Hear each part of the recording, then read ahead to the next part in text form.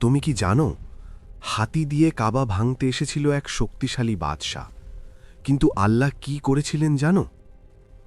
ঘটনাটি ঘটেছিল আমুল ফিল, অর্থাৎ হাতির বছর।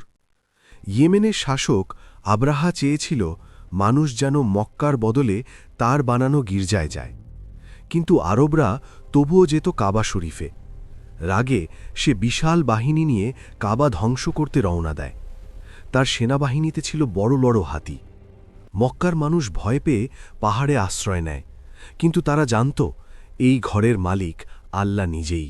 তখন আল্লাহ পাঠালেন ঝাঁকে ঝাঁকে পাখি, যারা ছোট ছোট পাথর নিক্ষেপ করল। পুরো বাহিনী ধ্বংস হয়ে গেল। এই ঘটনাই বর্ণনা করা হয়েছে সূরা ফিলে। যখন মানুষ ভাবে সে সবচেয়ে শক্তিশালী, তখন আল্লাহ দেখিয়ে দেন আসল ক্ষমতা কার। আরও এমন ইসলামিক ভিডিও পেতে লাইক এবং সাবস্ক্রাইব করুন।